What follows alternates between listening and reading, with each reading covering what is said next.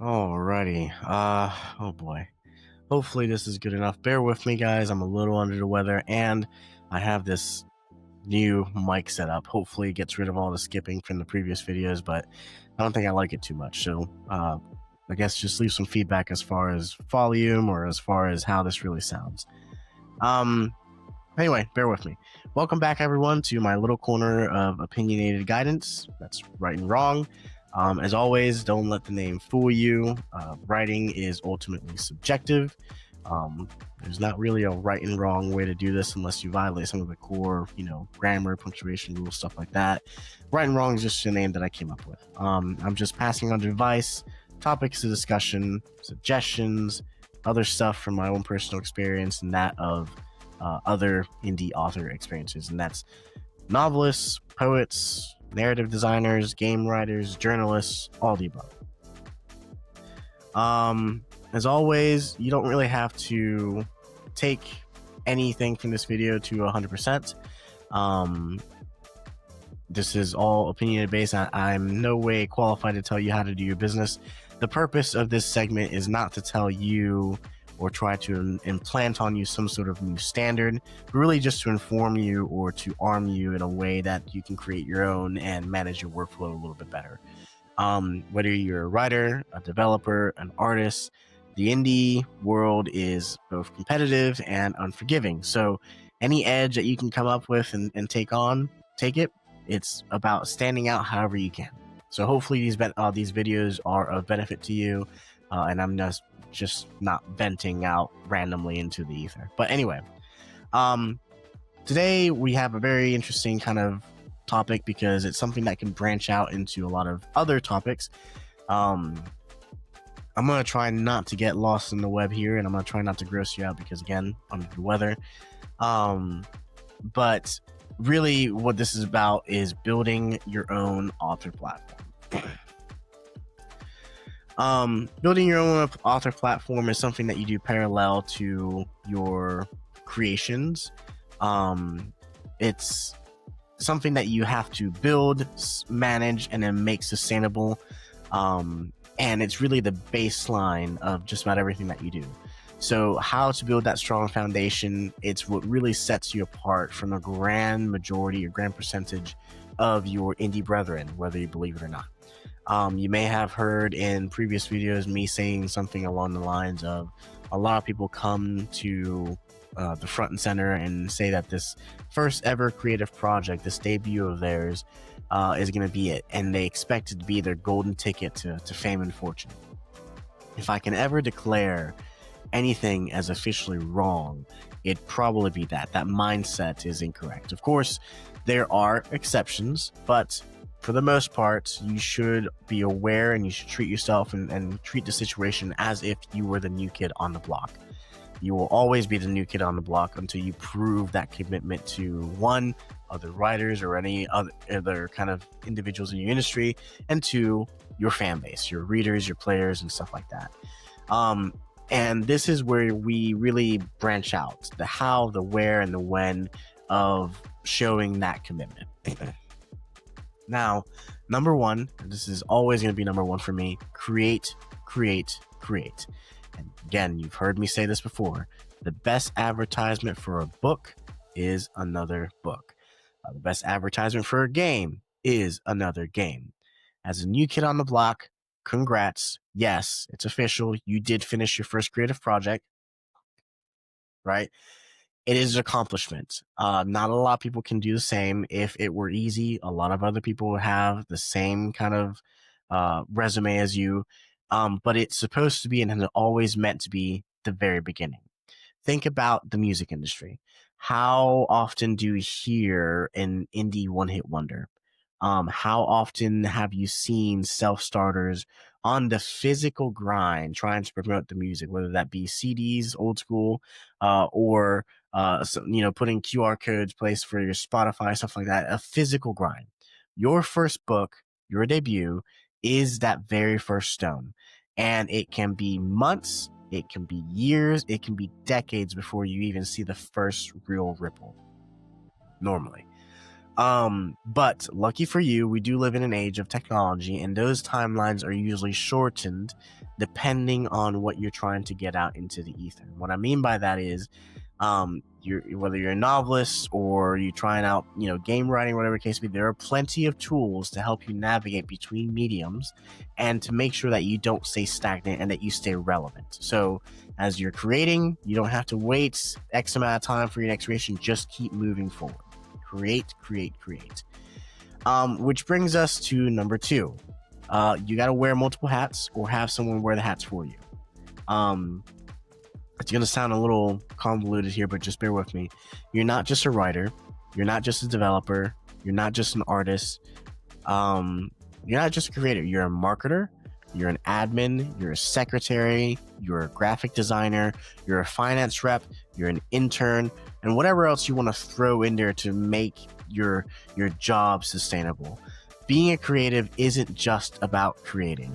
It's about knowing how to care and grow your creation. Think of it as a business or a product. It is, by all means, a full-time job packaged in some hobby-esque activity mask. A lot of people look at it as if it were a hobby, but it takes just as much effort to promote yourself and run a sustainable platform. It's why a lot of people go one and done. It's why a lot of people struggle to get that number 2 creation or project out there. It's ultimately a trap. But if you push and you commit and you really show what you're made of and get as much stuff out there as possible, you can do it and get where you want to be, how you want to be with what you want to have. And again, the good news is that it doesn't just have to be you. It doesn't always have to be you. Yes, I just said grind, create, fight, and if you're a self-goer, go for it. Please, by all means, don't let anybody tell you otherwise. Don't let anyone stop you. But for those that are more traditionalists in both the writing and the game industries, that's what publishers are for. And normally it comes down to a price, a tit for tat. I help you for a percentage or rights or whatever, but you have control until that final signature hits any sort of agreement. And again, something I've said in videos before, please remember, you are in control until the signature hits any sort of agreement. And not to plug myself here, but 008 Studios does typically provide trad pub services specific to your self-goers or self-pubs, with just, I think, a rev share dynamic. So if you're interested in that, and you don't want to, give up too much control, check out what we have. Cough, cough. Bottom line, those hats that I just mentioned, they have to be manned. They have to be filled. Once you've established yourself and you've kind of manned all the seats, however you could, whether it's yourself or some friends and family or a trad publisher or a third party that you're working with, whatever the case may be, once you've established yourself, you have to just really figure out what you're going to do with all that establishment. Aside from going on to your next creative project, you need to start making your platform sustainable. And that is an entirely different can of worms. Well, let's show as quick as I can. Here are some pointers on how you can make your platform self-sustainable. The first thing is diversify. There are over, I think last time I saw it, there are over 200 global social media platforms in the world. There could be more. I could be wrong, off by a few, but I'm 100% certain that everyone watching this video now, especially if you're on YouTube, can name at least 5. If you can't, I'll do you the favor of naming some examples. Facebook or Meta, Twitter, X, alternate name, Blue Sky, LinkedIn, and if you want to get technical, what you're on now, probably YouTube or Patreon. If you're feeling technical, these could be considered as pretty sustainable platforms as well. The list goes on. That's the point I'm trying to make. All that to say that you need to diversify your presence. Posting, engaging, doing your part on platforms and making a name for yourself through interactions, not just with your fan base, but with other writers in your industry. You'd be surprised how much that influence goes. It's like going to, or how far that influence goes, sorry. It's like going to school all over again. I'm not sure if, school might be different now, but it's like going to school all over again. If you don't talk with anyone no one's going to know your name. And I know that might have been the goal back then, or for some of you now, but not anymore. When you're in this industry, when you're writing and you're trying to get noticed, it's time to adapt. And on that, as you diversify, please tailor your engagement to different platforms. Because if you didn't know, each platform that you use can and probably tailors to a different target market. Tell your story through photos, videos, free reads or plays, and captivate who you need to captivate, but be efficient about it. Keep your platforms relevant with the relevant target market. If you're blasting to 1,000 people and you have 1,000 people that don't engage back with you, no one's really listening to you. Number 2 is engage. Sorry, guys. And what I mean by that is don't just go through the motions or the steps. People can tell even if they're not looking at you in the face. I can tell you one thing through the screen, and if I'm not sincere about it, you guys are going to call me out on comments. Be meaningful, host events, QAs, etc. I promise that at least someone in this world will interact back in some way, shape, or form, and that in itself is a win as long as you're genuine about it. If you use a CRM of any sort, that's good. It's a very efficient way to get to your platforms, but don't forget to go to the actual platforms and, comment back on some interactions that you've had and stuff like that. And by the way, don't demand, encourage. If you have a ongoing community, it's an easy thing to just offer exclusive content or glimpses into your work, or even just a one-on-one to prove that you're at least human. Especially if no one's actually seen your face, which I know is a hard thing for a lot of creatives now. We're all kind of working in the dark and shadows. The dynamic between the creative and the consumer has always been treasured and simple. So something as saying hi every morning can really go a long way in your community. Number 3, I guess we can move on from that. Number 3, analyze. Say that you have been going at it for some time and you haven't seen any movement, or you haven't plateaued, or you have plateaued somewhere, but you haven't, broken any of the other rules. You've been engaging genuinely. You've been, building that platform. It's time to really look at the numbers, because as we all know, numbers don't lie. Words tell a story, but numbers don't lie. Each platform should have some sort of metric system. Not your literal measuring metric system, but you know what I mean. Each distribution platform should have some sort of equal metric system. Everything that you use should have some sort of reporting capability. And I mean this wholeheartedly. Please, please, please use it. I've never said it before, but leverage the data. Actually, I have said it before. Leverage the data and make informed decisions. I think I have an entire video on making informed decisions somewhere.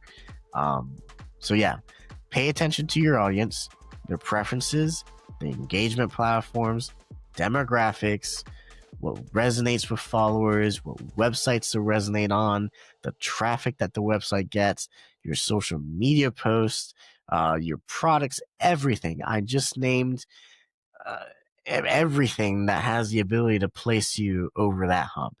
And if that sounds overwhelming, it is, and it should. Thus, going back to my earlier point, there are many hats, and they all must be filled if you want to be as efficient and successful and productive as possible. So, that was a lot. We just went over, all tips to creating your platform, tips to maintaining and sustaining a platform. That was a lot. Where does that all leave us? And I really did just spew a lot at you, but what is the future of writing platforms, and why are they still important? Well, they're important because it's a way for you to sell stuff, but we've evolved from going door to door, and kind of grinding that way, to embracing innovation. And we always need to embrace innovation. As creatives, there is no better time to shine. The cards are all in our favor to build, distribute, and interact globally, a scale that we've never seen before, all thanks to technology. But technology moves faster than we can ever hope to work. don't be afraid to experiment. Don't be afraid to pursue innovation. For gamers, I mean, an example for you guys, virtual reality is a big and evolving thing. Artists, there is a ridiculous amount of digital platforms coming out now. And I guess I'll say the elephant in the room, even AI, yes, I said it, is shaping the industries in ways that we all love and hate. Regardless of your feelings, you need to embrace the wave, if not to advance yourself, to at least hold on until something that you approve of, goes around. The key to success in the creative realm is staying relevant and engage while you progress in your own journey. If your audience is experimenting and pursuing innovation and continuously learning and trying new things, then you probably should as well. That's all I'm saying. Yeah, that was a lot. And I'm probably going to get some hate for that AI comment. Well, on the record, before I'm misquoted, AI in the creative industry sucks. It sucks pretty damn bad. It really does. We've gotten to the point where it's abused and has already branded itself beyond salvation. It's really known for its unethical use. I mean, the thing I hate the most is having someone go to AI, prompt something, and then just spew it out as their final product. It's basically just a shortcut to plagiarism and copyright infringement and a whole bunch of other stuff. However, it is a tool that can be used. No matter how much we use it to be so, it's not going anywhere. For you writers, it is my personal opinion is that AI can be used to augment creative flow. It cannot and should not be used for anything related to draft work or final products. I'll repeat that so it's clear. AI can be used to augment creative flow, such as formatting, editing, and other minor editings. Grammarly is considered AI. Microsoft Editor is considered AI. Gemini and Google Docs is AI. It's already there, right? Use it ethically. It cannot and should not be used for anything draft or final product related.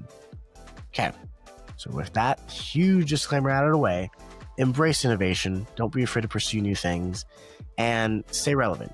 Once you create your platform and manage it and keep it sustainable and you're able to advertise yourself as well as your works, use those tools and I guess, make the best out of them.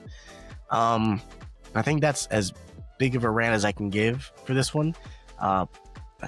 Going 18 minutes almost. Pretty proud of this one. I hope that this has helped you in some way or has stirred some thoughts and some feelings. I'm looking forward to some commentary, some like, some dislike. Interact. Let me know what you think about the topics that we just discussed. Let me know if you agree, disagree, have some pointers for somebody else. Remember that this video is not the only sort of influence here, so whatever you put in your comments can help or dissuade somebody else. So make your feelings known, make your thoughts known. I look forward to growing with y'all and seeing you out there. And hopefully this was a lot better than the other videos. So cheers. Talk to you guys later.